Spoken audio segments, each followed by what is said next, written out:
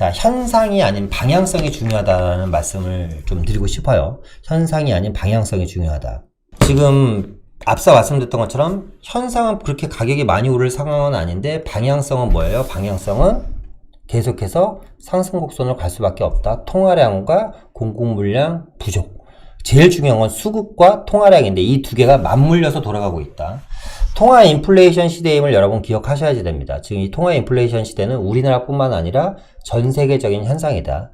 현금 보유라든가 무주택자는 인플레이션을 절대 방어할 수가 없습니다. 현금 보유나 무주택자는 인플레이션을 방어할 수 없고 인플레이션을 방어 못하는 걸로 끝나는 게 아니라 자산, 내가 갖고 있는 화폐의 가치가 계속 떨어질 수밖에 없다. 현금이 아닌 실물 자산에 여러분들 투자를 하셔야지 됩니다. 다 아는 내용이죠, 그죠? 다 아는 내용입니다. 근데 이제 이 4번, 5번은요, 제가 좀 욕먹을 각오를 가지고 좀, 써놨어요. 욕 얻어먹을 각오를 하고. 1주택자는 방어로만 만족할 수밖에 없습니다. 현금을 지키는, 그러니까 자산 증식보다는 방어밖에 할 수 없어요. 그러니까 자산 증식은 힘들어요. 1주택자는. 이게 현실적인 얘기입니다. 그죠? 여러분들 내가 아까 얘기했던 것처럼 4억짜리 주택이 10억이 됐어요. 근데 옆집을 보니까 7억짜리 주택이 16억이 됐어. 그러니까 갈아타고 싶어도 상위 지역으로 갈아타질 못해. 그죠? 그러니까 1주택자는 사실상 현금을 지키는 거가 이제 다인 거예요. 그죠? 그러니까 집을 사야지 되는 이유 중에 하나는 뭐냐면 나의 현금을 지키기 위해서인데, 갈아타기는 상당히 힘들죠. 그죠? 갈아타기는. 그런데 보시면, 어떤 분들은 주택을 많이 갖고 계신 이제 다주택자가 있죠. 어떤 분들은 주택을 많이 갖고 계신 다주택자가 있어요. 이 자산 증식을 위해서는 뭐예요? 다주택 전략만이 살 길입니다. 그러니까 부를 창출하기 위해서는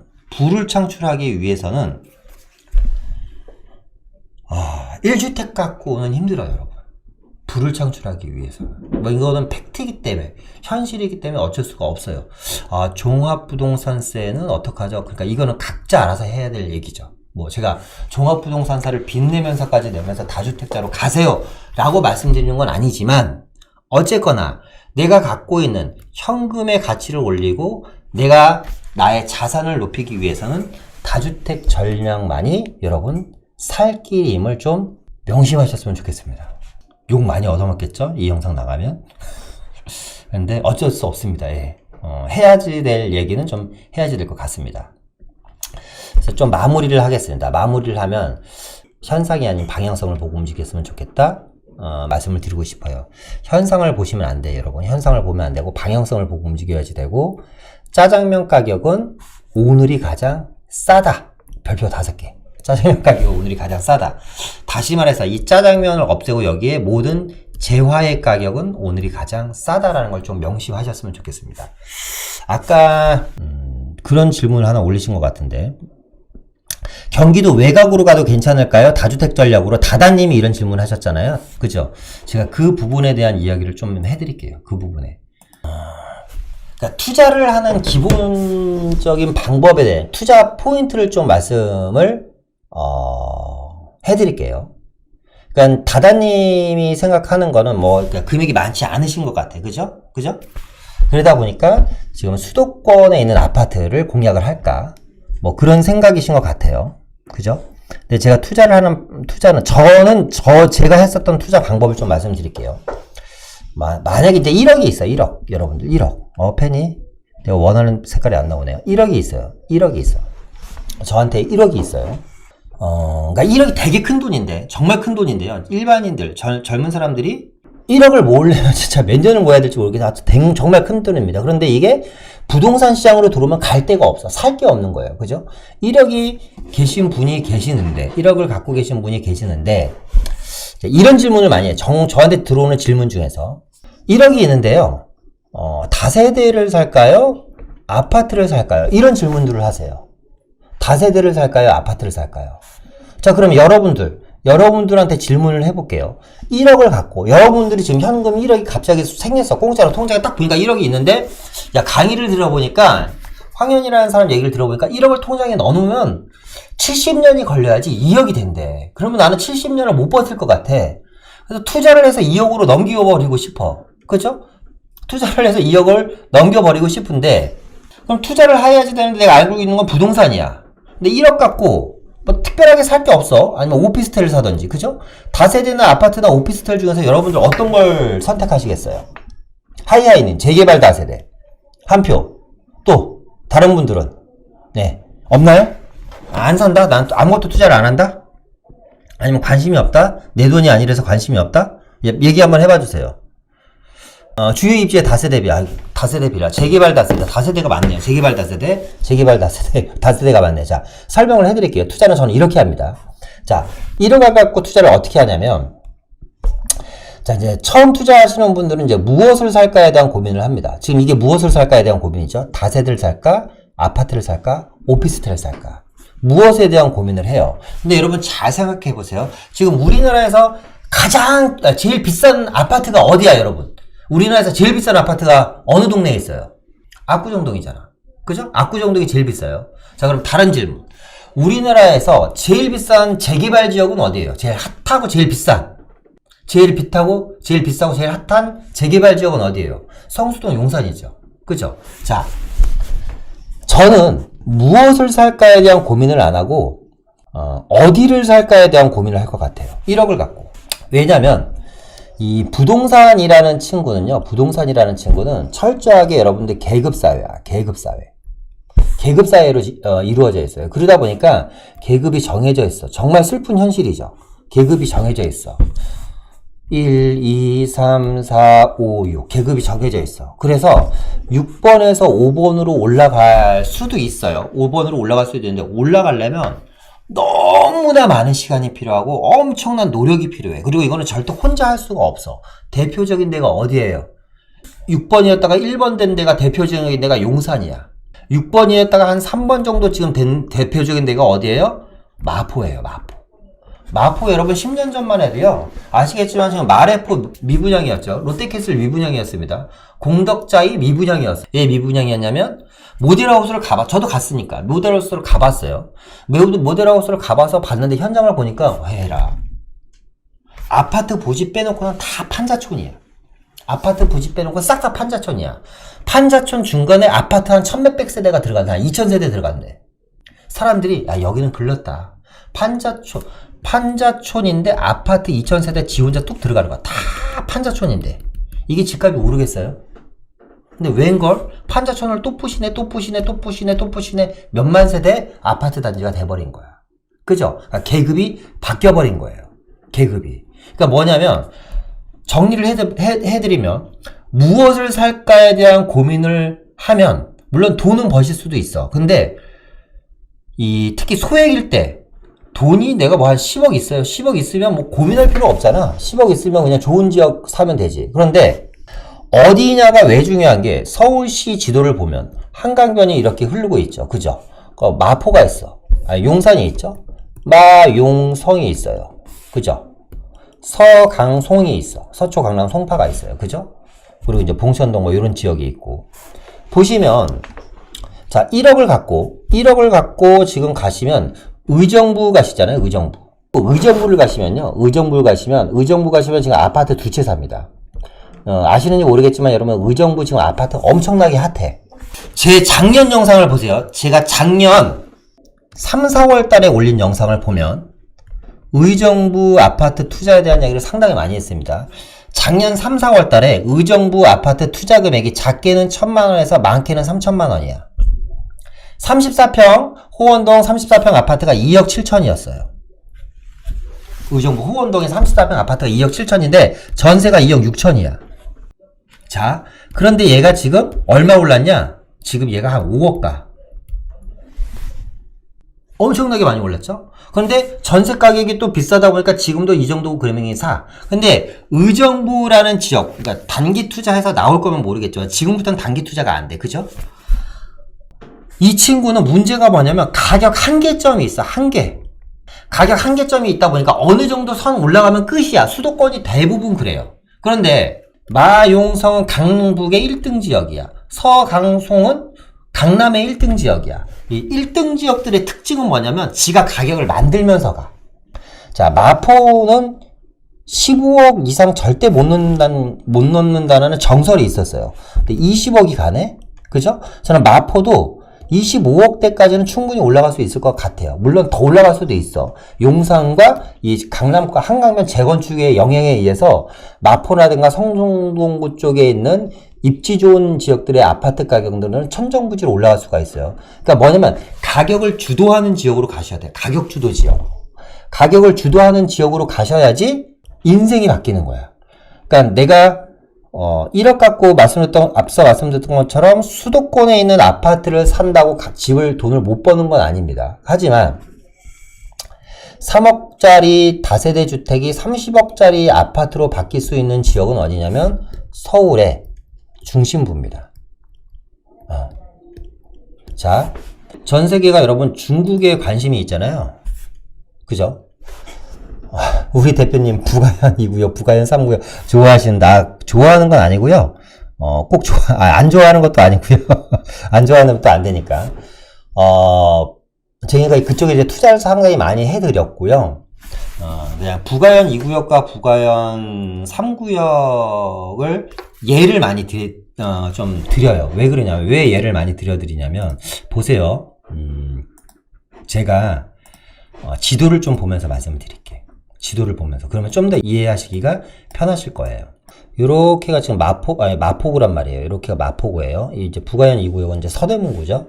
그러니까 용산구가 여기 있습니다. 용산구에 비해서 마포구는 상당히 크죠. 그죠? 근데 마포구 같은 경우는 아시겠지만, 여기는 아파트가 여기밖에 없어요. 이 지역밖에 없어. 그죠? 이 지역밖에 없어. 그런데 판자촌인 부가현 뉴타운, 아현 뉴타운, 만리동이 재개발되면서 여기가 지금 가격주도 아파트로 지금 바뀌고 있습니다. 가격주도 아파트로 바뀌고 있어요. 자, 그런데 이 마포구를 좀 더 확대해서 보면, 자, 부가현동만 보겠습니다. 부가현동만.